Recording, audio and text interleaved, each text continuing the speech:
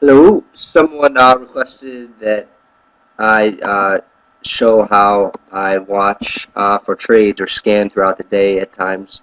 So I'll show you here. This portion of my screen that I'm moving is my trading platform where I execute and enter my trades. And this window, and this window are all part of my charting platform.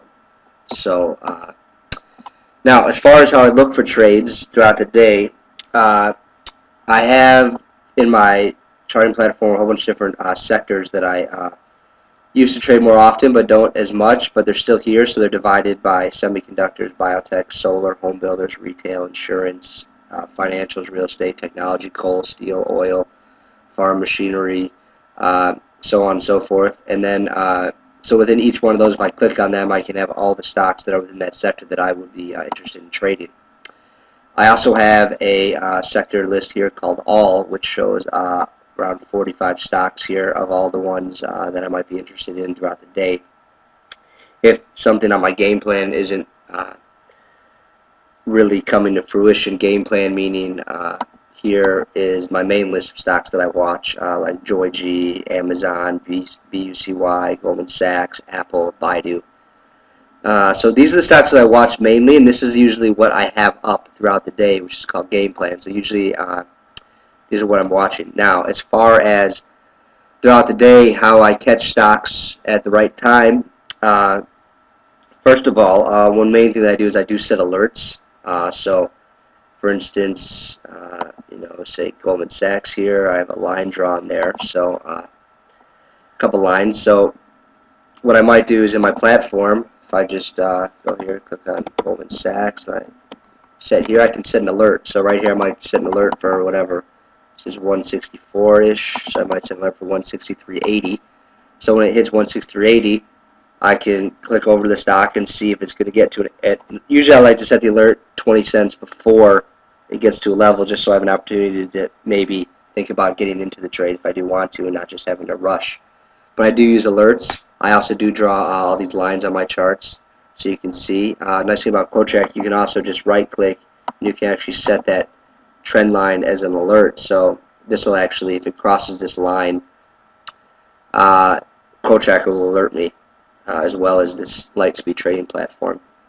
So besides the alerts, which is the one way that I try to help me focus in on the data that I need or the places where I like to trade, is I look at the stocks in different orders depending on the time of day and such. So for instance, when the stock market opens, I might press this button here, which shows me the change, percentage change from the opening bell. So for instance, if we look at Joy-G today, as soon as the bell opened today, as the market opened, hold on a sec, let's see if I can, we can see that the stock immediately came down. So this would be showing a red number because as soon as the market opened, this thing sold off. Now if we look at Apple today, as soon as Apple opened up, the stock went up. So this would show me kind of right off the bell what has some relative strength or some relative weakness. So sometimes we look at that. Also look at here just the value change, which is the change from yesterday's close, which is what people are more common with, just trying to see kind of where some strength or weakness is. I'll also look at, excuse me, the this button here, the range, percentage range. So this tells me, I'll look at this more later on in the day, maybe 45 minutes into the day. This shows me that the range of the day. So if Apple here has moved from 307 to 310, and then it's trading at 309, it'll tell me it's in the 75%, top 75% of its range. Or if a stock's trading, if it's trading at 307, it'll tell me it's at 0% or 1% of its range, which means it's at the bottom of its range for the day. So that helps me quite often. For instance, if the market's on lows and something's still hanging around in 80-90% of its range, that tells me it's relatively strong, and vice versa. So I do like using this as well. Also can help me find plays where I might want to go long on a low. If it's maybe near a low of the day, maybe it's going to bounce. So I do use that as well. Also here you can see volume, and then here is average volume, and then in between is volume percentage. So it shows me the average volume of the previous 3 months, and then the volume is doing today.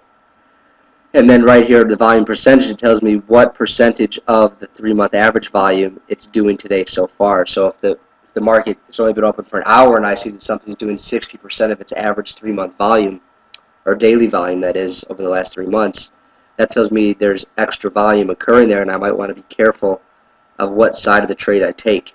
Because if the stock is down 4% on heavy volume, probably don't want to try to get long unless it's an incredible opportunity at a strong level of support or something. But you really, I don't want to really get in the way of lots of extra participants. So that helps me scan as well.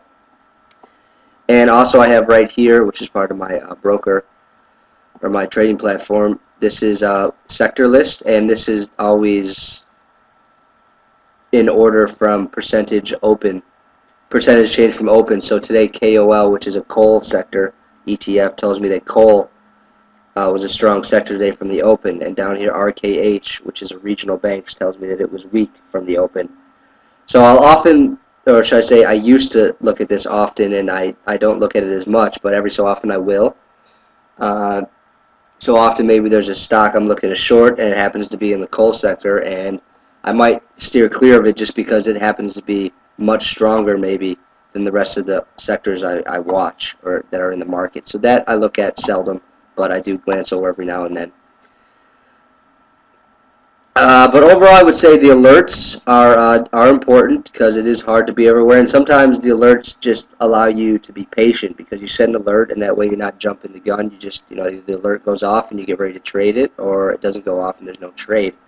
But a big thing, often, I don't like to skip around too much. I do that throughout the day, but sometimes if you have a good trade, you just want to maybe just keep an eye on it. You don't need to be going from chart to chart, but if you have maybe you think a good trade is going to manifest on Apple, like this thing, Apple at 310 has been a level in the past, and so you could have just waited, today, maybe an hour or two, but as soon as it got up to 310, it came out to 309, so you could have had a trade there, but you're just patiently waiting instead of just going through tons of different charts and maybe missing things. So that's about it as far as how I scan throughout the day and try to focus more on the information that is useful to me as opposed to what is not.